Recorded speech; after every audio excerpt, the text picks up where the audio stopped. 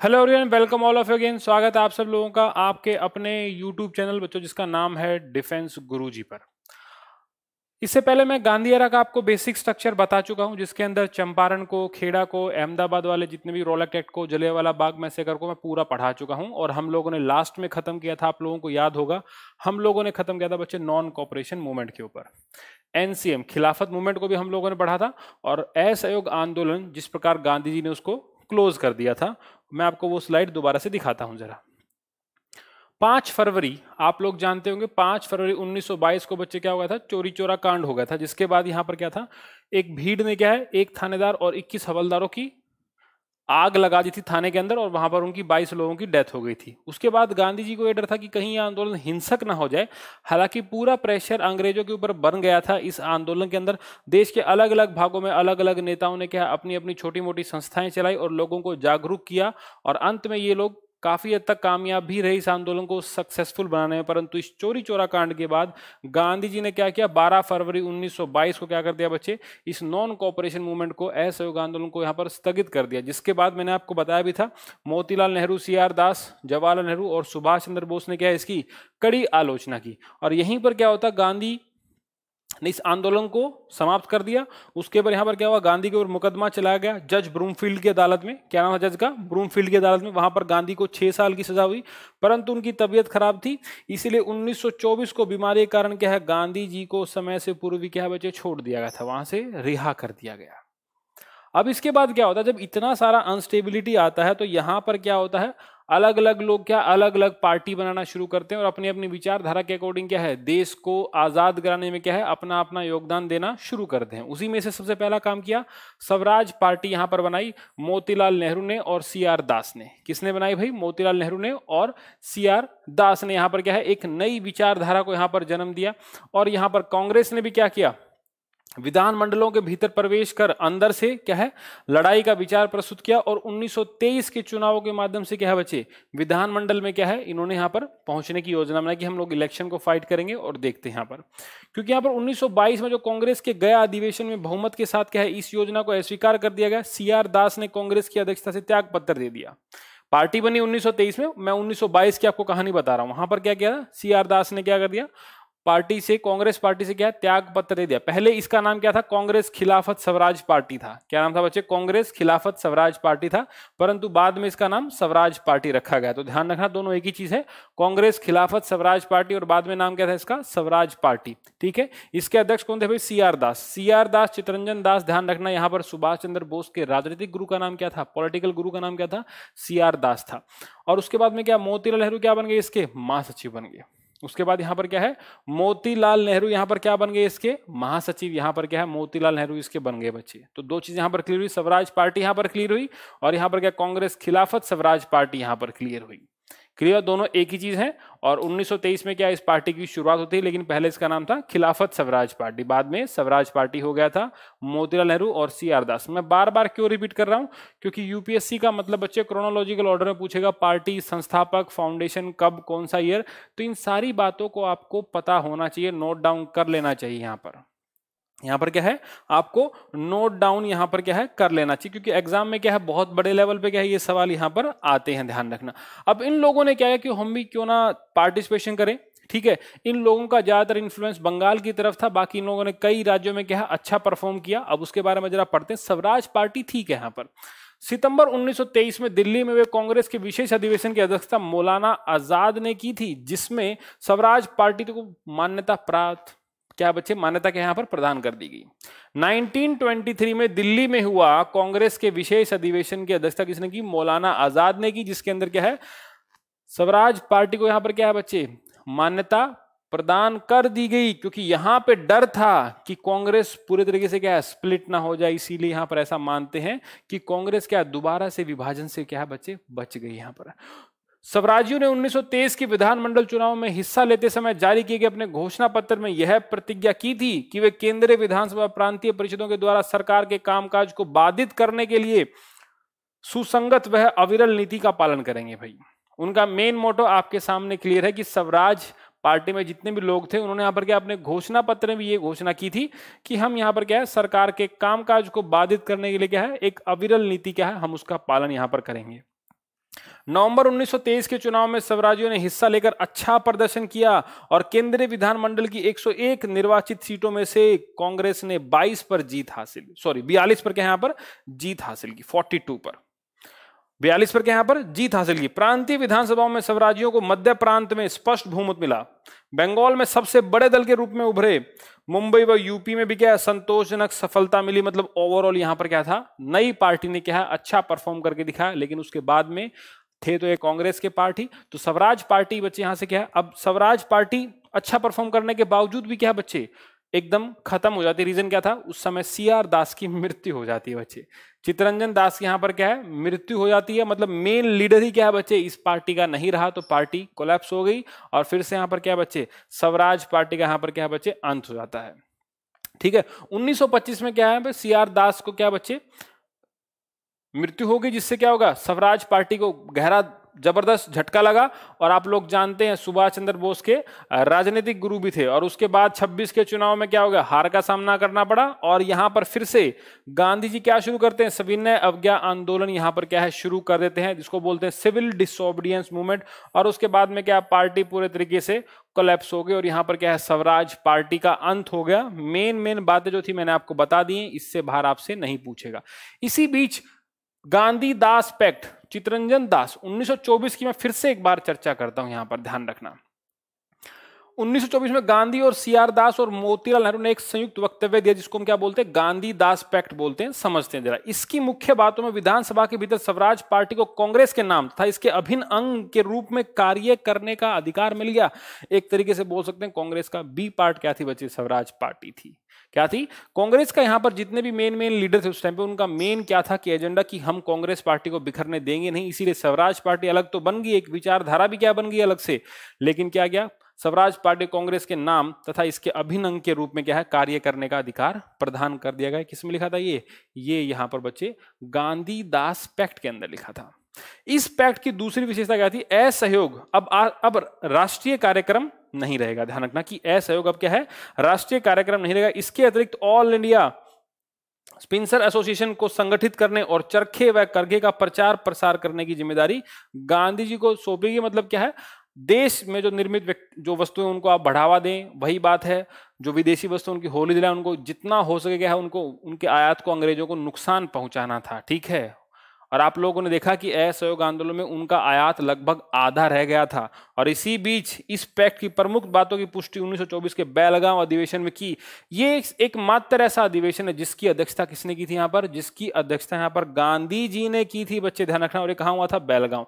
Only Congress session जहां पर गांधी जी क्या थे, इसके अध्यक्ष थे, प्रेसिडेंट थे, और वो कहां हुआ था, बेलगांव कर्नाटक के अंदर क्या है अधिवेशन हुआ था 1924। किस बात पे मोहर लगाई, गांधी दास पैक्ट की बातों पर क्या है यहां पर मोहर लगाई। ध्यान रखना मेन बातों को पढ़ते रहना, कोई रोकने वाला नहीं है बच्चे, चाहे कोई भी एग्जाम हो, सीएपीएफ हो चाहे सीडीएस हो, अगर इसको आपने कर लिया तो समझना कि बात आप लोगों की बन गई है। नंबर कंफर्म मिलेगा, नंबर क्या मिलेगा आपको, कंफर्म मिलेगा। अब मैं इसी के साथ में बच्चे मैंने क्या बताया, स्वराज पार्टी के साथ में अलग अलग दल क्या है बच्चे, अलग अलग राजनीतिक दल क्या है उभर कर आए। कौन कौन से उभर कर आए, कौन उसका अध्यक्ष रहा, इसको भी हम लोग जरा एक बार देखते हैं। इंडियन लिबरल एसोसिएशन 1918 में कुछ उदारवादी नेताओं ने सुरेंद्र नाथ बनर्जी के रूप में क्या भारतीय राष्ट्रीय कॉन्फ्रेंस से पृथक, मतलब भारतीय राष्ट्रीय कांग्रेस से अलग होकर इंडियन लिबरल एसोसिएशन का गठन किया। क्या किया बच्चे, इंडियन लिबरल एसोसिएशन का गठन किया। इस संघ ने सरकार के साथ सहयोग की नीति अपनाई। क्या है, उदारवादी लोगों ने क्या है, सुरेंद्र नाथ बनर्जी के अंडर में क्या है, इंडियन लिबरल एसोसिएशन की स्थापना की। पहली बात क्लियर होगी। अखिल भारतीय मुस्लिम लीग खिलाफत आंदोलन की समाप्ति के बाद खिलाफत समिति पूरी तरह स्थिर पड़ गई, खत्म हो गई थी, जिसके कारण 1924 में अखिल भारतीय मुस्लिम लीग पुनः दोबारा से क्या अस्तित्व में आई।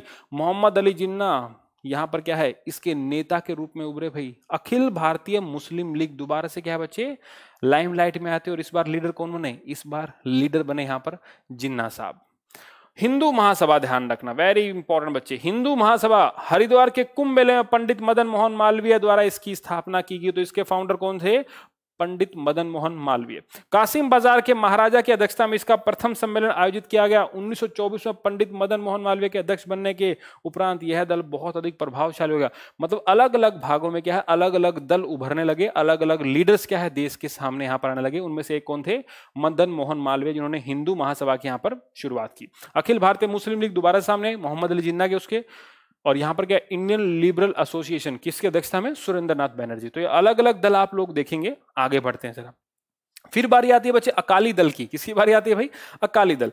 सिख गुरुद्वारों को ब्रिटिश समर्थक व भ्रष्ट लोगों से बचाने के चुंगल से मुक्त कराना इनका मेन उद्देश्य था। 1925 में गुरुद्वारा एक्ट के माध्यम से सिख समुदाय को अपने गुरुद्वारों के प्रबंध के लिए पदाधिकारियों व कार्यकर्ताओं का चुनाव करने वाले विधेयक के परिणाम स्वरूप यहां पर क्या है, एक नई पार्टी बनी जिसका नाम था शिरोमणि गुरुद्वारा प्रबंधक समिति, जिसको बोलते हैं शिरोमणि अकाली दल। आप पंजाब में उसको देख रहे हैं। प्रकाश बादल और सुखबीर सिंह बादल दोनों क्या है, उसके मेन लीडर हैं। हालांकि भ्रष्ट आज भी पूरे हैं। वो भ्रष्ट क्या है बच्चे, आप समय समय पर उनके ऊपर क्या है आरोप लगते रहते हैं और गुरुद्वारों के अंदर जबरदस्त पैसा आता है, लोग जबरदस्त दान करते हैं और उसी को लेकर क्या है बच्चे, ये पूरा का पूरा कार्यक्रम चलता है। नवजोत सिंह सिद्धू आज इनके सबसे बड़े विरोध में खड़े हुए हैं, शिरोमणि अकाली दल के। तो अकाली दल के बारे में आपको आइडिया हो गया, ठीक है।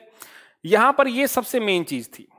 अलग अलग दल आए, इंडियन लिबरल एसोसिएशन आया, यहां पर अखिल भारतीय मुस्लिम लीग आया, यहां पर हिंदू महासभा यहां पर, और अकाली दल। 4 नए नए दल यहां पर आ गए हैं, देख लो जरा, ठीक है। इसी प्रकार क्या है, छोटे मोटे और भी देश के अन्य भागों में क्या अलग अलग दल वहां पर निकल के आए। मेनली मैं कहना चाहता हूं कि 1920 के दशक में नई शक्तियों का यहां पर उदय हुआ, क्योंकि जब से असहयोग आंदोलन यहां पर बंद हुआ था और शुरू हुआ था, आप लोग जानते हैं खिलाफत मूवमेंट के बाद में क्या है, साथ ही साथ में असहयोग आंदोलन शुरू किया गया था। मतलब पूरे देश में क्या है, एक कमाल की एनर्जी लोगों के अंदर थी, पूरा एक कमाल का एंथुजियास्टिक बिहेवियर लोगों का देखा गया, पूरा जोशीला नेचर वहां पर लोगों का देखा गया। और पूर्ण भारत में क्या है, अलग अलग लोगों ने क्या है अपने अपने तरीके से अपना योगदान दिया देश को आजादी की तरफ आगे बढ़ाने के लिए। जब असहयोग आंदोलन खत्म हुआ तो बहुत बड़ी चर्चा देश के अंदर हुई। लोगों ने क्या कहा कि हम लोग अपना अपना बनाएंगे। उनमें से कुछ नए लोग, जो यंग लोग थे, जो यहां पर क्या थे, जो यंग लोग थे, उन्होंने अपने अपने आंदोलन बनाए। किसी ने कहा कि हम शस्त्रों के दम पर, हम हथियारों के दम पर क्या देश को आजाद कराएंगे। लेकिन यहां पर कुछ लोग और आते हैं जो समाजवादी और मार्क्सवादी विचारों के वाले लोग थे, वो यहां पर आते हैं। क्या है, समाजवादी और मार्क्सवादी लोग यहां पर क्या है आते हैं, ठीक है। अंतरराष्ट्रीय परिदृश्य पर विभिन्न समाजवादी व साम्यवादी संगठनों के उदय ने भारत में कांग्रेस के एक नए खेमे पर अपना प्रभाव दिखाया। जवाहरलाल नेहरू और सुभाष चंद्र बोस दोनों की नीतियों को समझना जरा, ठीक है। यहां पर क्या अलग अलग लोगों ने क्या अलग अलग तरीके से। ताशकंद में 1920 में एमएन रॉय, ध्यान रखना, वेरी वेरी इंपॉर्टेंट भाई, एमएन रॉय आपको याद आएगा। मुखर्जी, ताशकंद में रहने वाले कुछ अन्य प्रवासी भारतीय जैसे मोहम्मद अली और मोहम्मद शफीक ने क्या किया बच्चे, कमिंटन, रूस का अंतरराष्ट्रीय साम्यवादी संगठन के द्वितीय अधिवेशन के पश्चात भारतीय साम्यवादी पार्टी की स्थापना की। क्या किया, भारतीय साम्यवादी पार्टी। ध्यान रखना, M N Roy is very very important for your exam. The idea of the constitution given by M N Roy mind में आपके होना चाहिए, ध्यान रखना, मैं आपको बाद में पढ़ाऊंगा अभी, ठीक है। मोहम्मद अली और यहां पर क्या है मोहम्मद शफीक, इसको आप समझना। और क्या है, अंतरराष्ट्रीय साम्यवादी पार्टी की स्थापना इन लोगों ने यहां पर की, ठीक है। मार्क्सवादी विचार भी आ गए, साम्यवादी विचार भी आ गए। अब कम्युनिस्ट पार्टी की बात करते हैं। 1924 में कम्युनिस्ट नेता सत्यभक्त ने क्या है उत्तर प्रदेश में भारतीय कम्युनिस्ट पार्टी की स्थापना की। क्या है, भारतीय कम्युनिस्ट पार्टी की स्थापना की। और यहां पर क्या कहा इन्होंने, हमारी पार्टी का लक्ष्य क्या है भाई, पूर्ण स्वराज को प्राप्त करने का हमारा लक्ष्य है। एक ऐसे समाज की स्थापना करना जहां उत्पादन और धन के वितरण पर सामूहिक स्वामित्व हो। ये भी आज के टाइम भी आप लाल झंडा देखते हैं, दराती का निशान है उसके ऊपर, ठीक है। लाल पार्टी जिसके सीताराम येचुरी आप लोग देखते हैं, प्रकाश कारा जैसे लोग वहां पे लीडर हैं, ठीक है। तो पार्टी का नाम क्या है, कम्युनिस्ट पार्टी। पार्टी का नाम क्या है, कम्युनिस्ट। 1924 में नई पार्टी, नाम क्या है फाउंडर का, सत्यभक्त, ध्यान रखना। देखिए, मुंबई में स्थापित भारतीय कम्युनिस्ट पार्टी 1925 में मुंबई के अंदर क्या बच्चे, सिंगारवेलु चेटियार द्वारा विभिन्न कम्युनिस्ट समूहों को संगठित कर इसकी स्थापना की गई। पार्टी का मुख्यालय कानपुर से कहां स्थापित किया गया, मुंबई क्या है स्थापित कर दिया गया। भारत को पूर्ण रूप से स्वतंत्रता दिलाना, ब्रिटिश शासन को समाप्त करना, भारत में सोवियत रूस जैसी सरकार की स्थापना करना। अब देखो तुम, कम्युनिस्ट पार्टी चाइना के अंदर भी है, रशिया के अंदर, वहां का भी इन्फ्लुएंस क्या है भारत में आपको देखने को मिलता है। आमतौर पर जेएनयू का जब सिस्टम आता है तो जेएनयू बहुत बड़ा गढ़ मानी जाती है बच्चे, भारतीय मतलब कम्युनिस्टों का गढ़ कौन सा है बच्चे, जेएनयू है। अलग अलग जो संस्था जैसे अलीगढ़ मुस्लिम यूनिवर्सिटी, मुस्लिम जो नेताओं हैं उनका गढ़ माने जाते हैं, उस प्रकार जेएनयू क्या है, वहां पर कम्युनिस्ट पार्टी का क्या है, एक अच्छा खासा इन्फ्लुएंस है। आप लोग अनेक लीडर्स के बारे में वहां से जानते होंगे जो जेएनयू से उठ के आए हैं, और सीताराम येचुरी है, प्रकाश करात है, आजकल कन्हैया थे जो आप लोग देख रहे हैं, देशद्रोह के मुकदमे उन लोगों के ऊपर चल रहे हैं, ठीक है ना। जो यहाँ पर क्या है, कम्युनिज्म जो रशिया के अंदर है, जो चाइना के अंदर है, वैसी यहाँ पर क्या है, स्थापना वो लोग करना चाह रहे हैं। संविधान में पूर्ण स्वाधीनता की मांग सबसे पहले भारत की कम्युनिस्ट पार्टी ने ही की थी, बच्चे ध्यान रखना, भारत की कम्युनिस्ट पार्टी ने यहाँ पर क्या सबसे पहले क्या है, पूर्ण स्वाधीनता की मांग सबसे पहले इन्होंने ही की थी। तो मेरा मतलब क्या था, अलग अलग पार्टियों का अलग अलग हेडिंग कब की, क्योंकि टाइम बहुत इंपॉर्टेंट है और ज्यादा आपको जानने की यहाँ पर रिक्वायरमेंट नहीं है। अब यहां पर क्या है, हम लोगों ने लास्ट वाली साइड में क्या देखा बच्चे, अलग अलग चरणों में क्या बच्चे, साम्यवादी आंदोलन का इतिहास देखने को मिलता है। ज्यादा ही इंपॉर्टेंट नहीं है लेकिन फिर भी बता देता हूं आपको। पहला चरण बच्चे, पहला में क्या आएगा, पेशावर षड्यंत्र केस आएगा, ध्यान रखना। यह केस मास्को से कम्युनिस्टों के भारत आने की पृष्ठभूमि पर ब्रिटिशों द्वारा चलाया गया था, ठीक है। रशिया से लोग कहां गए बच्चे, भारत में आ गए थे। इसके तहत कुछ लोगों को गिरफ्तार कर उन पर मुकदमा चलाने हेतु कहां लाया गया, उनको पेशावर लाया गया था। इसीलिए क्या बोलते हैं इसको हम पेशावर षड्यंत्र के नाम से जानते हैं, और कुछ भी इसके अंदर खास नहीं है, ध्यान रखना। कानपुर षड्यंत्र केस देखो, कम्युनिस्टों के बढ़ते प्रभाव को रोकने के लिए कानपुर में एक षड्यंत्र को आधार बनाकर कुछ कम्युनिस्टों को मुकदमा चलाया गया। इन पर भारत में क्रांतिकारी संगठन को स्थापित करने का आरोप था, ठीक है, जिसमें एस.ए. दांगे, मुजफ्फर अहमद, शौकत उस्मानी, नलिनी गुप्ता तथा अन्य कई साम्यवादी लोगों को यहाँ पर क्या है, क्या बोल देगा, उनको यहाँ पर कारावास की सजा सुनाएगी, जिसको क्या बोलते हैं, कानपुर षड्यंत्र केस हम लोग बोलते हैं। पेशावर में मुकदमा चलाया गया, यहाँ पर कानपुर के अंदर क्या है, मुकदमा चलाया गया, उसका नाम पेशावर षड्यंत्र केस था, यहाँ पर क्या था, यहाँ पर कानपुर षड्यंत्र केस था।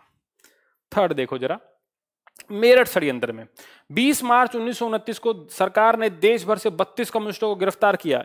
इनमें आधे तो राष्ट्रवादी तथा व्यापार संघ के लोग थे। इन कम्युनिस्टों ने इस बात की घोषणा की कि वे क्रांतिकारी हैं और ब्रिटिश साम्राज्यवाद को यहाँ पर क्या समाप्त करना चाहते हैं।